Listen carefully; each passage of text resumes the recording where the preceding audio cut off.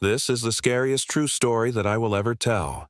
This is not something that I would ever expect to happen. In fact, I never thought anything like this was real until I got his message. Hi, I'm here with another video for you guys. I am sorry for being away for so long. I've been very busy. But anyway, let's get into this scary video. This story comes from a viewer. He said, "Hey, if you want a horror story, I have one that happened to me and my family in December of 2014. We were staying in a small cottage just north of Victoriaville, Quebec, right on the edge of the St. Lawrence River. It had incredible views of the river, and we could see a lighthouse straight off our front door. It was awesome. The owner of the cottage said that he used to own a boat and that he knew the caretaker of the lighthouse. His name was Jean-Claude. He said that there were stories about the old man of how he would lose weeks at a time without eating or drinking, talking to himself and writing things down on pieces of paper, then burning them in a metal can that he would seal shut after they were finished. He said that many people had tried to buy the lighthouse, but the government wouldn't sell it because the light was still active and needed to be manned 24 hours a day. So we said our goodbyes to the boat owner and went to explore the nearby town of St. Valier. We didn't stay long before heading back home to play some board games and watch some movies. Around midnight, my wife, 2 kids, and I were playing Monopoly in the living room when we all heard what sounded like screams in the forest. My oldest daughter even commented on it, saying that it sounded like someone was being murdered. It was a mix of screams, yells, and what sounded like heavy footsteps coming up the hill toward the house. All these noises stopped abruptly after a few minutes, and we all went back to playing our game. Then it happened again. The same blood-curdling screams followed by heavy footsteps. Whatever was out there seemed to be getting closer each time. After the 3rd time of this happening, we decided to lock all the doors and turn on all the lights just in case. We joked around about how maybe we should get a gun just in case it was a bear. Then we went back to the game. In the morning after, of course, not sleeping at all, we went outside to see if anything had gotten into our yard. There were no signs of anything. All the doors and windows were still intact and locked. Now we were starting to get creeped out thinking about what was out there making those horrible noises. Then my son said, "Let's go see what's out there." He wanted to check out the lighthouse, which was only about a 2-minute walk from our cottage. As we were approaching the lighthouse, we noticed that the door was slightly ajar. I knocked on it and yelled out, "Hello!" No answer. I knocked again, and it was at that moment that my son screamed, "Look!" We turned around and saw a dark-colored van parked behind our cottage. We hadn't seen it there the evening before. We all got freaked out and ran back to the cottage. Once inside, we called the local police to report the van. They said that they would send someone over to check it out, but that they were pretty sure it was just some teenagers causing trouble. They also said that they would check out the lighthouse, but that we shouldn't worry about it. My son refused to go anywhere near the window closest to the lighthouse for the rest of the day. Whenever it got dark, we would lock all the doors and stay away from the windows just in case whatever made the noise came back.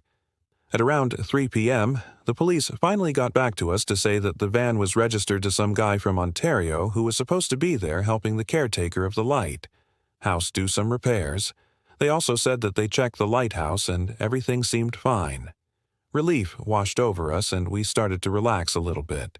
We still didn't know what made the horrible noise, but at least we knew that we were safe. The next day, we got brave enough to go back to the window and look out toward the lighthouse. There was the van, but now the door to the lighthouse was wide open. We watched as a man walked out of the house, looked around, then got into the van and drove off.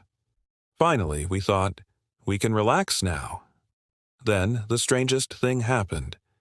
The man came walking back up the path toward the house. He was tall and thin with long gray hair and a gray beard. He looked like an old hermit. He opened the door and disappeared inside. Since he was the only person that was supposed to be there, we didn't think much of it. One night later, the horrible screams happened again.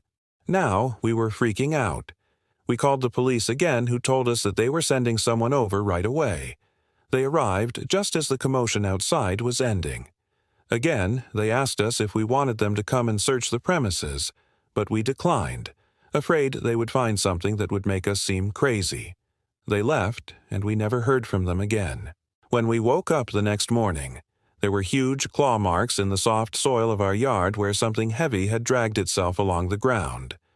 My son was terrified to go anywhere near the window and stayed in bed for the entire weekend. We never saw the man leave the lighthouse again, nor did we hear any more screams. On Sunday afternoon, we packed up and left. We didn't want to spend another night there. We contacted the owner of the cottage and told him what had happened. He said that the last time someone had stayed in his cottage, they had the same experience. Apparently, the man who had been staying in the lighthouse died a few months after that. We were the only people who had rented the place since. That was the end of the story until about a year ago. My son and his girlfriend were looking for a place to stay for a few days while they were in the area visiting friends. They found the cottage again online and decided to rent it for a few days. Everything was fine until the second night when the horrible screams happened again. They were so loud that they woke up the entire neighborhood. My son and his girlfriend went outside to try to find the source of the noise. They noticed that the door to the lighthouse was open, so they decided to go inside. As they were walking up the stairs to the second floor, they heard a voice coming from behind a closed door. They peeked through the crack and saw a hunched-over figure sitting in a chair facing away from them. They called out, "Hello," and the figure turned around slowly. It was the old man from the previous year, except he was alive. He looked at them for a moment, then turned back around and stared off into space. My son and his girlfriend were too scared to stick around and ran back to the cottage. The next morning, they went to the local police station to report what had happened, but the officers there told them that there wasn't anything they could do since there had been no damages or injuries. They also told them that there was no record of a call being made from that lighthouse in the past 3 years. As they were leaving the station, they noticed a familiar-looking van parked across the street. It was the same one from 8 years earlier. They weren't sure if it was the same guy or not, but they decided to find out. They drove over to the cottage and checked to see if the door to the lighthouse was open. It wasn't. They walked down to the water and looked out to see if they could spot the man from the night before. That's when they noticed a small boat docked at the end of the pier.